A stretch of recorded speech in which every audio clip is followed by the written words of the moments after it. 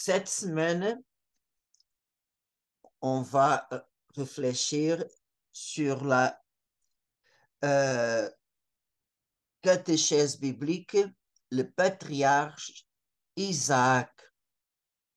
Isaac, c'est le deuxième patriarche et il est le fils d'Abraham. Et sa vie est très courte, son histoire est très courte et est entre le chapitre 24 à 27. Et ces trois chapitres s'appellent le cycle d'Isaac. Et nous pouvons, en résumé bien sûr, nous pouvons diviser la vie d'Isaac en quatre sections.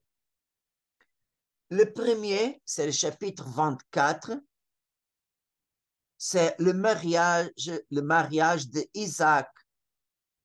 Nous avons vu dans la catéchèse passée le serment que Eliezer a fait à Abraham pour chercher une épouse pour Isaac dans sa famille, pas laisser qu'Isaac se marie avec une femme de Canaan qui était des peuples euh, qui adoraient des idoles. Euh, Après le serment d'Isaac, c'est le serviteur et Rebecca. Après, c'est le serviteur d'Abraham dans la maison de Laban. Laban, c'est le frère aîné de Rebecca. Après la mort de son père, c'est lui qui prenait la responsabilité du futur de sa sœur. Et alors, la dernière partie, le verset 62-67, c'est vraiment le mariage de Rebecca avec Isaac. Alors, on voit que le livre de la Genèse a la grande préoccupation de nous montrer que les mariages de Abraham, Isaac et Jacob sont réalisés entre cousins. Et on peut voir l'arbre généalogique des patriarches de la façon suivante. Terah a eu deux enfants, Abraham et Nahor. Abraham est marié avec Sarah. Il a eu un enfant de Sarah, Isaac. Et Nahor s'est marié avec Milka et il a eu un enfant, Bathuel. Bathuel a eu deux enfants, Laban et Rebecca. Et alors, on voit que Rebecca se marie avec Isaac. Du mariage de Isaac et Rebecca, ils ont eu deux enfants, deux jumeaux, Isaou et Jacob. Et Laban a eu deux filles, Léa et Rachel. Et on voit que ces deux filles de Laban que vont se marier avec Jacob. Et qu'est-ce que le livre de la Genèse veut montrer? C'est que les patriarches, ils vraiment jamais, à cause de son mariage, jamais ils ont tombé dans la infidélité vers le Dieu vivant. Et on voit que les trois patriarches évitent complètement le contact avec des femmes étrangères qui suivaient l'idolâtrie, c'est-à-dire ils n'adoraient pas le Dieu vivant et vrai. Alors on voit que c'est la famille de Terah qui vraiment conserve cette union avec le Dieu qui se révèle, même si le Seigneur se concentre plus à Abraham. Mais de toute façon, on voit que le frère d'Abraham, il se conserve fidèle à Dieu. Et on voit que Eliezer, après le serment, il partit pour la Mésopotamie. Parmi les chameaux de son maître, Abraham, le serviteur a pris 10 et il s'en alla important tout ce que son maître avait de meilleur. Il se leva et s'en alla vers la Haran des deux fleuves à la vie de Nahor, le frère d'Abraham. Il fit agenouiller les chameaux en dehors de la ville, après d'un puits de l'eau, à l'heure du soir, l'heure où les femmes sortent pour y puiser. Il dit, Eliezer dit, a fait une prière au Seigneur. Seigneur Dieu de mon maître Abraham, permets-moi de faire aujourd'hui une heureuse rencontre et montre ta faveur à l'égard de mon maître Abraham. Me voici debout près de la source et les filles des gens de la ville sortent pour puiser de l'eau. La jeune fille à qui je dirais, incline ta cruche pour que je boive, et qui répondra, bois, et je vais aussi abreuver tes chameaux. Que cette jeune fille soit celle que tu destines à ton serviteur Isaac. Je saurai ainsi que tu as montré ta faveur à l'égard de mon maître. Genèse 24, versets 10 à 14. C'est très intéressant que Eliezer demande au Seigneur un signe que la fille montre la richesse spirituelle de son cœur, soit une fille serviciale, généreuse et que vraiment n'a pas peur de, euh, euh, de donner à boire à qui le demande. Et c'est curieux que quand Eliezer termine cette prière dans son cœur, immédiatement arrive Rebecca et elle agit exactement selon la demande d'Eliezer. Et elle était même la fille du frère d'Abraham. Et on peut dire que la Sainte Écriture nous présente le signe. Le signe est présent, par exemple, quand il y a une relation naturelle ou une convention pour connaître le pensée ou la volonté d'une personne, comme c'est le cas de Rebecca,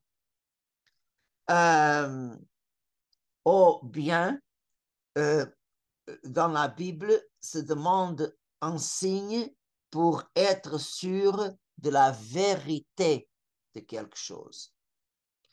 Et alors, c'est courant dans la Bible utiliser des signes, par exemple, entre les combattants, ou des signes pour identifier une personne, ou même dans la liturgie. Par exemple, quand sonnent les trompettes, c'est-à-dire que après la trompette vient un moment très solennel, comme nous avons dans l'Église, au moment de la consacration, des fois les sonnettes sonnent. Ou quand le prêtre fait l'imposition des mains sur le pain et le vin, le servant de messe sonne la sonnette pour que les gens se mettent en genoux. Alors, on voit que ces signes qui viennent de l'Ancien Testament, l'Église corps du Christ a conservé aussi. Et c'est curieux que Dieu s'adapte à notre culture, à notre nature. Et quand le Seigneur fait des signes, on les appelle des prodiges ou des merveilles qui nous surpassent complètement.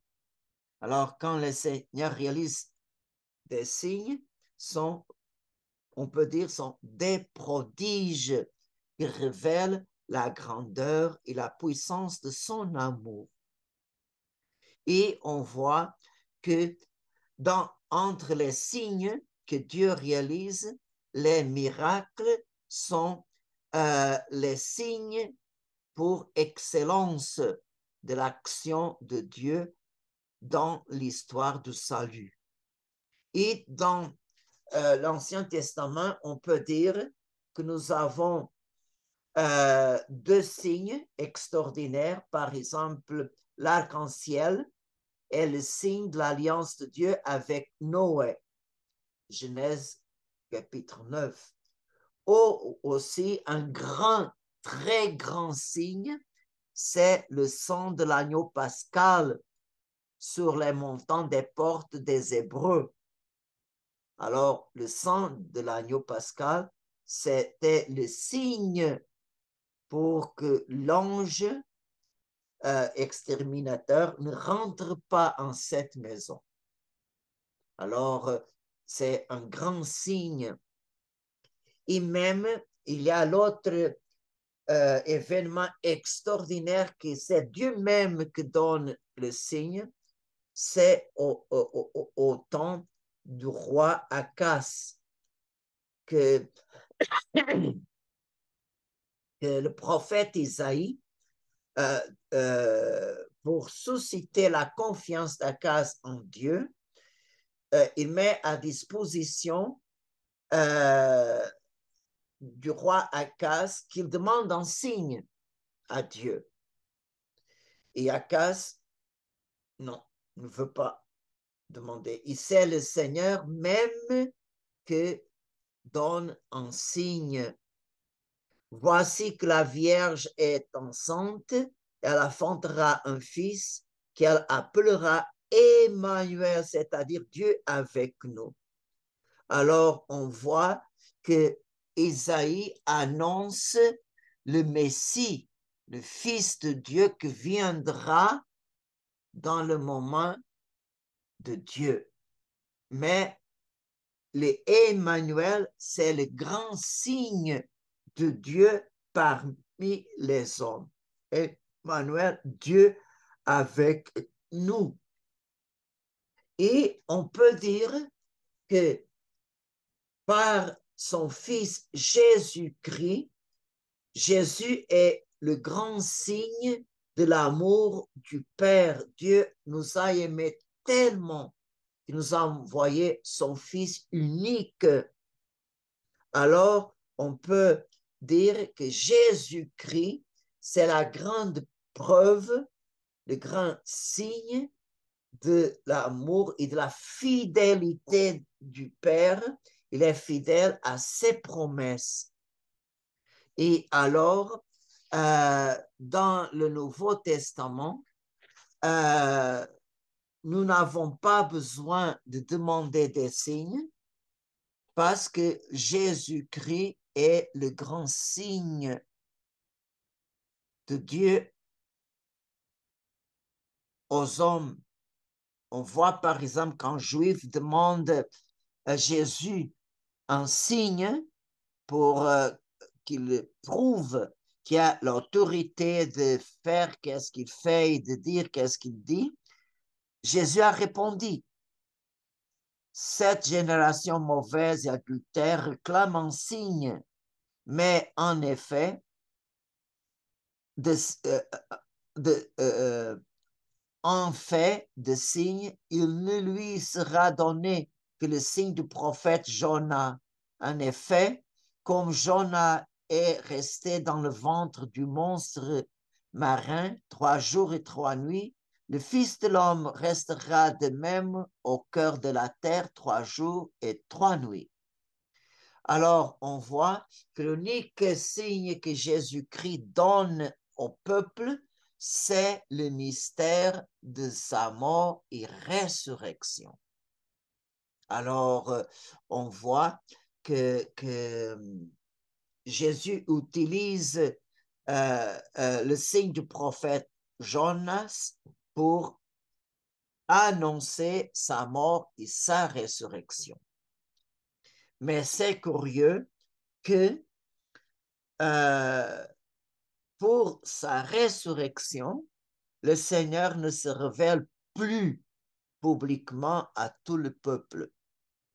Il se révèle seulement aux témoins que le Père a choisis. Alors, c'est par l'annonce de les témoins de Jésus ressuscité que les hommes devront croire, devront faire un acte de foi, croire en ceux et celles que l'on vu ressusciter. Alors, à partir de la résurrection, nous avons besoin de la foi si on veut être unis à Jésus-Christ. Ce n'est pas une révélation directe, mais par la foi, on croit aux témoins que l'on vu ressusciter. Alors, il est le grand signe. Par la foi, nous sommes unis au Fils de Dieu fait homme. Alors, il a toute l'autorité, il est vrai, il est fidèle, alors nous n'avons pas de raisons pour douter de tout ce qu'il a fait, de tout ce qu'il a dit, de tout ce qu'il a réalisé. Alors, Dieu ne donne pas d'autre signe que son Fils unique. La deuxième section, c'est le chapitre 25, versets 19 à 27, que c'est la descendance d'Isaac. Alors, ce chapitre commence pour raconter l'histoire des autres enfants d'Abraham après la mort de Sarah, décrit aussi la mort et l'enterrement d'Abraham, et écrit les descendants d'Ismaël. Alors, et dans le cycle d'Isaac, on voit que ces chapitres-là, dans le verset 29 à 27, parlent de la génération des deux fils d'Isaac. Et alors, ces deux garçons sont présentés comme un cadeau, une bénédiction de Dieu. Ces enfants sont un fruit de la générosité de Dieu. Pourquoi? Parce que Rebecca n'était pas capable de tomber enceinte. Et c'est Isaac qui a prié pour sa femme et le Seigneur l'a donné le pouvoir de concevoir. Et on voit que vraiment, Rebecca a deux enfants qui sont à l'origine de deux peuples. Isaou, il donne origine au peuple édomite, et Jacob va donner origine à multiplication des familles juives. Et on voit que dans le ventre de Rebecca, il y a une prophétie parce que Rebecca, les deux garçons dans son ventre bougeaient beaucoup. Et alors, Rebecca a consulté le Seigneur pour savoir s'il y a quelque chose incorrect. Mais le Seigneur lui dit, deux nations sont dans ton ventre, deux peuples différents sortiront de tes entrailles. L'un sera plus fort que l'autre, et l'aîné servira le cadet. Et c'est curieux qu'au jour d'enfanter les deux garçons, avoir le premier qui sortit était roux, tout couvert de poils, comme d'une fourrure. On lui donna le nom d'Ésaü. Après quoi sortit son frère, la main agrippée le talon d'Ésaü. On lui donna le nom de Jacob, c'est-à-dire il talonne. À leur naissance, Isaac avait 60 ans. Et on voit que plus tard, dans l'histoire de ces deux garçons, Ésaü, Dieu le change le nom pour Édom. Il est le père du peuple édomite. Et Jacob, Dieu le change le nom aussi pour Israël, le troisième patriarche des Israéliens. Et au cours des années, les Édomites furent subjugués par le roi David et ils sont seulement au siècle 9 avant Jésus-Christ qu'ils sont libertés du domaine des Israélites. Ils ont récupéré sa liberté.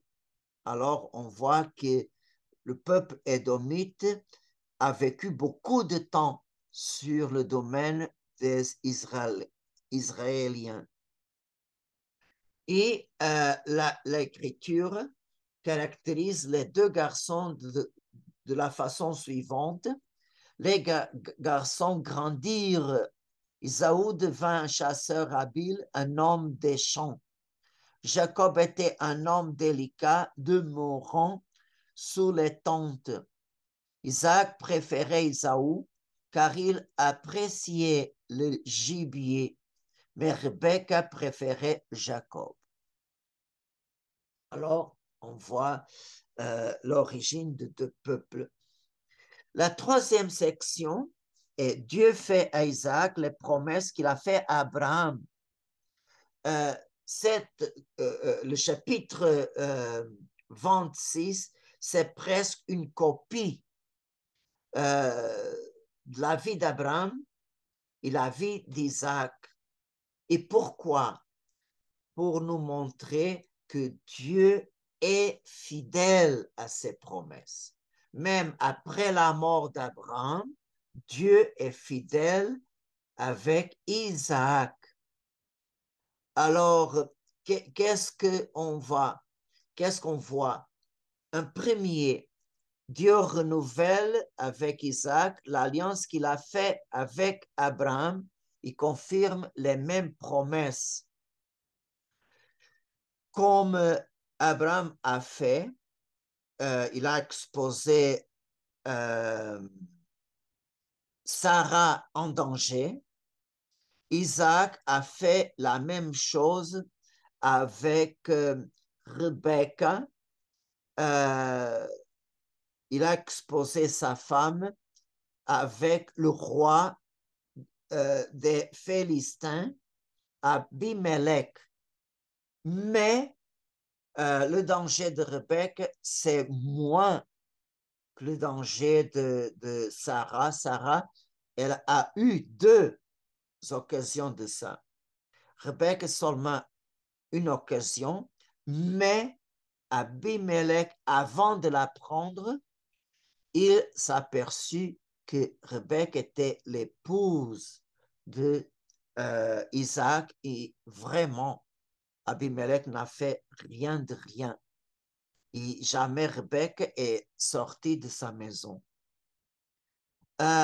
L'autre chose qui arrive avec Isaac, qui est arrivé avec Abraham, c'est la chicane entre les bergers d'Isaac et des Philistins. Et alors, Abraham a eu, les bergers d'Abraham a eu de la chicane avec Lot. L'autre chose que Isaac a fait la même chose que son père, c'est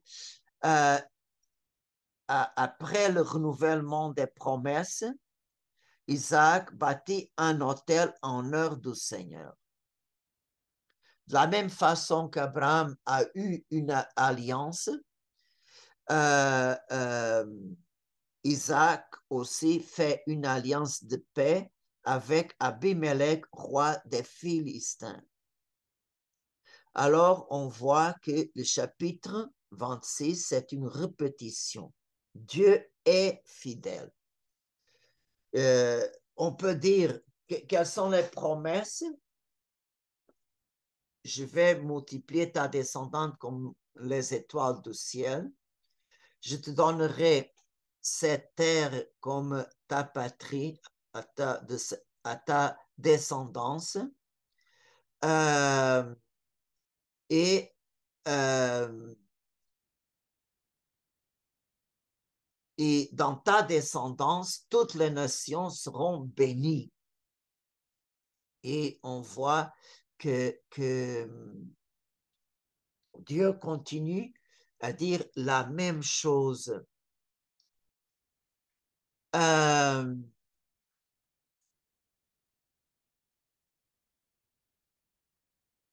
Et la quatrième section, c'est Isaac bénit Jacob, le faisant héritier des promesses faites à Abraham. Le dernier épisode du cycle d'Isaac, c'est avant sa mort, c'est la transmission de la bénédiction reçue d'Abraham et un accomplissement de l'oracle divin. On voit par la ruse de Rebecca, vraiment au moment que Isaou est parti à la chasse, Rebecca a habillé Jacob avec les vêtements d'Isaou et il a mis du poil de chèvre autour de son cou et sa main. Et par cette, on peut dire, elle a trompé son mari. Et vraiment, Isaac était convaincu que c'était Isaü devant lui. Et comme il était aveugle à cette époque-là, il a donné la bénédiction à Jacob. Et quel est le mot qu'Isaac a utilisé? C'est que Dieu te donne la rosée du ciel et une terre fertile, froment et vin nouveau en abondance, que des peuples te servent, que des nations se prosternent devant toi. sois un chef pour tes frères, que les fils de ta mère se prosternent devant toi.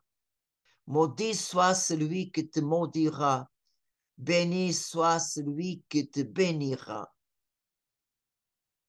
Et on voit que, bien sûr, quand Isaou a retourné et a préparé le gibier pour que Isaac mange, c'est là qu'Isaac s'aperçut. Qu'est-ce que j'ai fait? Mais c'est curieux que Isaac ne, euh, euh, ne change pas les événements. Alors, et on voit que dans le chapitre 35 de la Genèse, à la petite narration de la mort d'Isaac, et il y a ici de nouveau une copie de la vie d'Abraham. À la mort d'Abraham étaient présents Isaac et Ismaël sont les deux fils qui vraiment ont préparé euh, euh, le corps d'Abraham pour être enseveli. Et pour Isaac, est écrit qu'il a vécu 180 ans et quand il est mouru, alors qui a préparé son corps pour être enseveli, c'est les deux garçons, Isaou et Jacob, que après l'exil forcé de Jacob, parce que Isaou était enragé contre son frère et Jacob était obligé de partir. Et quand il retourne de son exil forcé, vraiment, Isaou fait la paix avec son frère et les deux frères réconciliés sont eux qui préparent le corps de Isaac pour être enterré dans le même dans la même place, la grotte de Macpella, et c'est en cet endroit, un Hébron, que sont le sépulcre des trois patriarches et ses femmes. Alors, on peut dire que la vie d'Isaac vraiment est très simple. Euh, on peut dire que Isaac exalte toujours son père. On voit que sa vie est une copie de la vie de son père. Il est fidèle à la foi. Et il y a une chose très intéressante dans la vie d'Isaac. On voit que Abraham, après la mort de sa femme, il a eu plusieurs femmes. Et même au temps de Sarah, il a eu Agar aussi. Alors, Abraham a la polygamie, Jacob a la polygamie, il se marie avec Léa et Rachel, et chacune donne à Jacob une esclave, une servante. Alors, Jacob a eu 4 femmes. Et c'est curieux qu'Isaac, il seulement a une femme. Il est un préannonce de mariage monogamique. Alors, on voit que on peut dire que dans la culture qu'il a vécue, il vraiment est l'unique patriarche que suivre, qui est un homme d'une seule femme. Ça, c'est vraiment extraordinaire dans la vie d'Isaac. Et en même temps, il est le pont que fait la union entre Abraham et Jacob.